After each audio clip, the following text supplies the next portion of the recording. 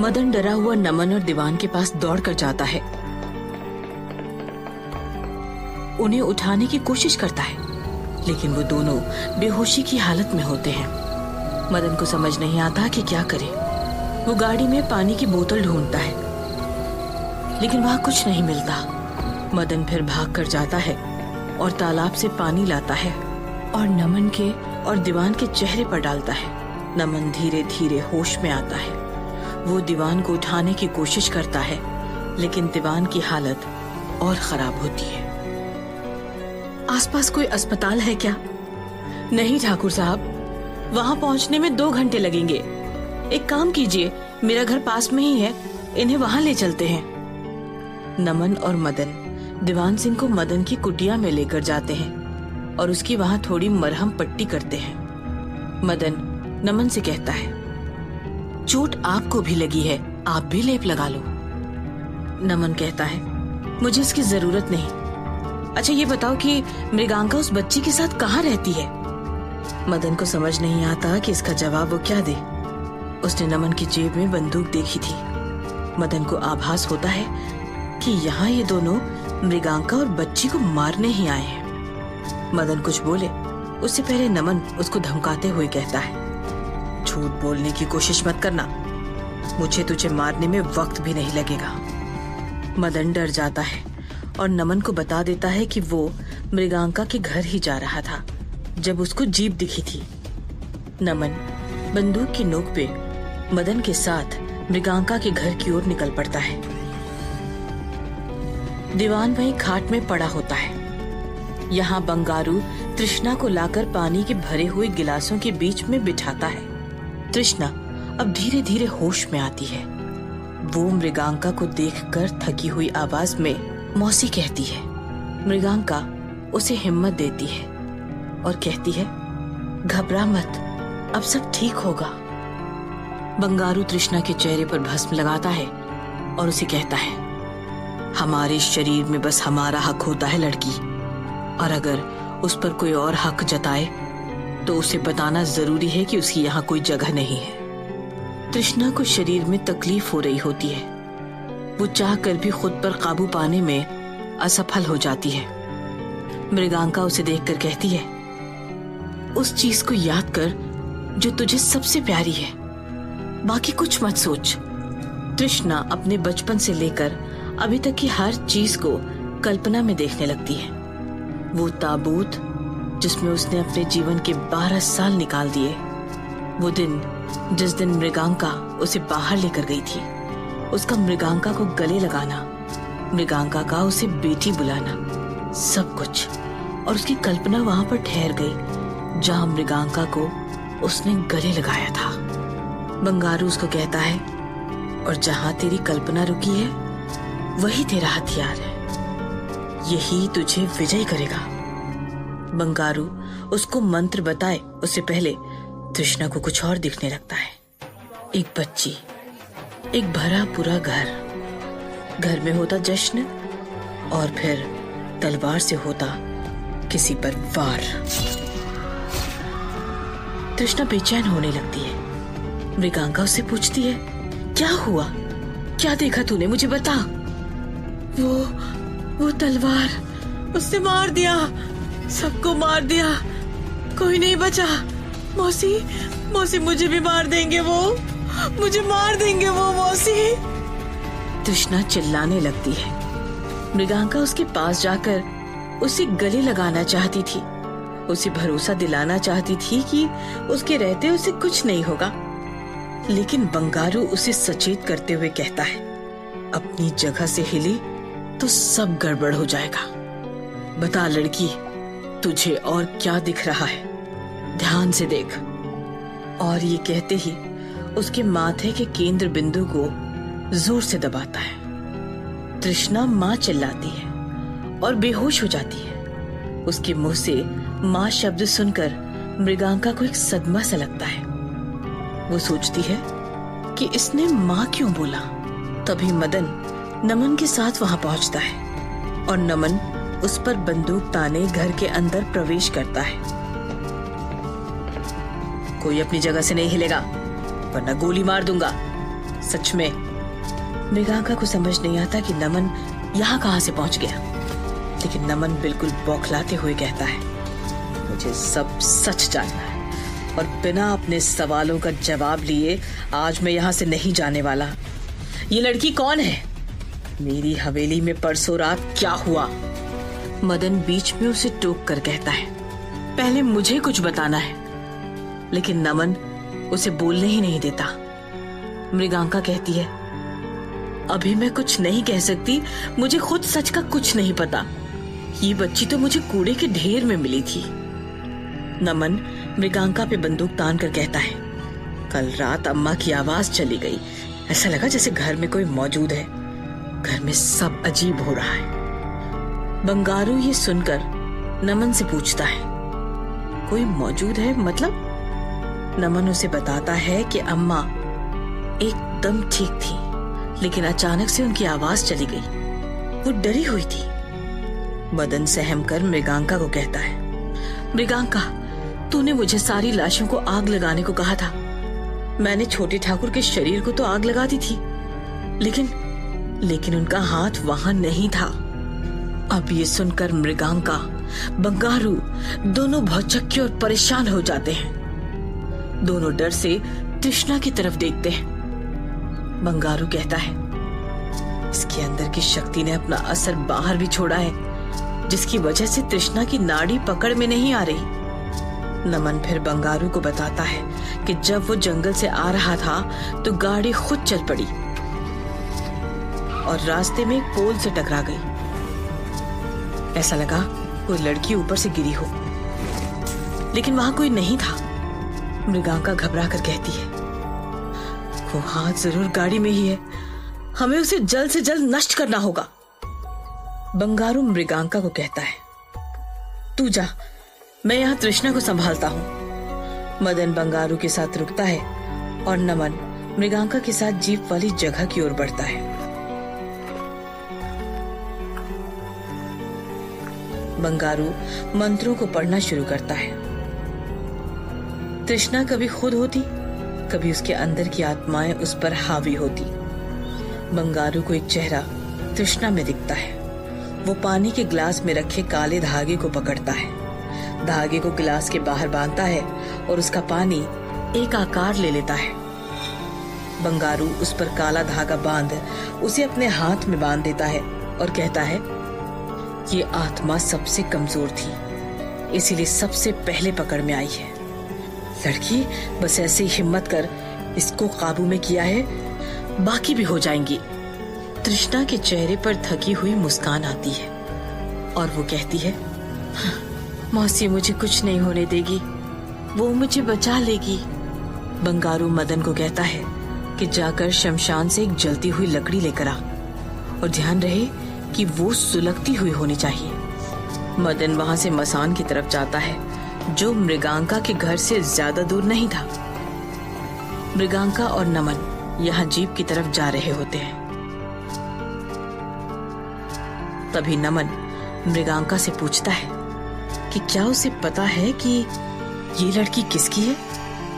मृगांका नाम में सिर हिलाती है। नमन अपनी बहन सपना को याद कर थोड़ा दुखी होता है और मृगांका को बताता है, 2 दिन पहले ही हॉस्टल से वापस आई थी वो, बिल्कुल ठीक थी। दिन में खाना भी साथ में खाया। मुझे समझ नहीं आया कि अचानक उसे ऐसा क्या हुआ कि पंखे में लटक गई। मृगांका हैरानी से पूछती है, तो उसको कुछ नहीं हुआ था? मुझे लगा कि दिमागी हालत ठीक नहीं थी। नमन ये सुनकर गुस्से में कहता है, अपने स्कूल के सबसे होशियार बच्चों में थी वो। आज तक न किसी से कोई लड़ाई हुई, ना ही बहस। मृगांका सोच में पड़ जाती है कि सब ठीक था तो आत्महत्या क्यों की। मदन जलती हुई लकड़ी लेकर मृगांका के घर की तरफ जा रहा होता है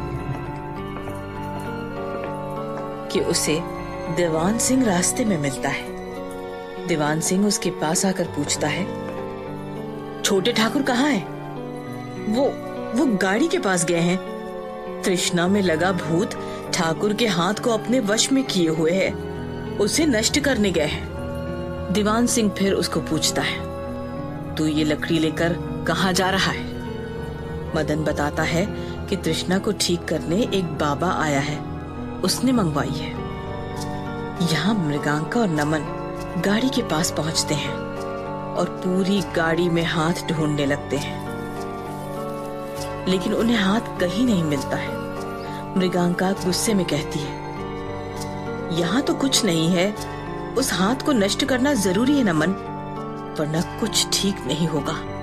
तभी गाड़ी सड़क से नीचे खाई में गिर जाती है और एक तेज विस्फोट होता है।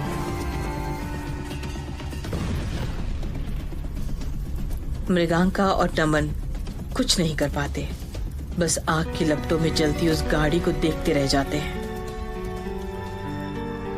यहाँ बूढ़ा बंगारू मदन का इंतजार कर रहा होता है कि तभी दीवान वहां पर आता है और कहता है, यही चाहिए था ना।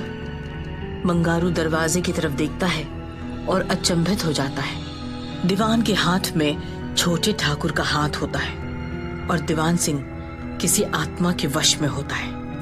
उसकी नाक में बड़ी सी नथ होती है और हाथ में लाल रंग का आलता लगा होता है। दीवान तेज तेज हंसने लगता है और औरत की आवाज में कहता है, हाथ को जला दे, लेकिन मैं तो इसके अंदर हूँ, अब क्या करेगा?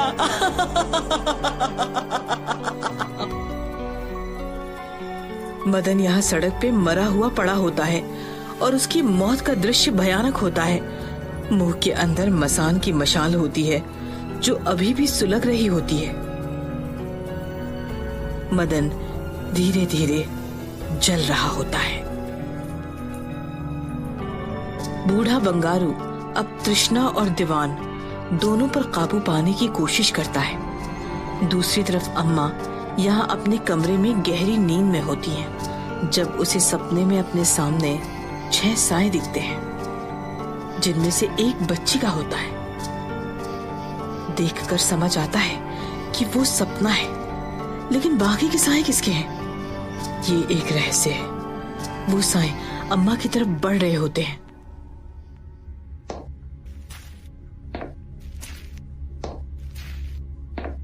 अम्मा हाथ बढ़ाकर घंटी को पकड़ने की कोशिश करती है, लेकिन घंटी नीचे गिर जाती है। अम्मा को सारी आवाजें साथ में डराने लगती हैं, उसे मारने की धमकी देने लगती हैं। यहाँ दीवान बंगारू के काम में विघ्न डालने के लिए बाकी 5 गिलासों के पानी को फेंकने के लिए आगे बढ़ता है और कहता है, ऐसी कैद करेगा तू मुझे? नहीं कर पाएगा तू, किसी को भी काबू में नहीं कर पाएगा। इस लड़की का भूत जाने बगैर भविष्य नहीं तय कर सकता तू। एक तरफ मृगांका और नमन खौफ में एक दूसरे को देख रहे होते हैं, दूसरी तरफ दादी को साए मारने के लिए आगे बढ़ते हैं।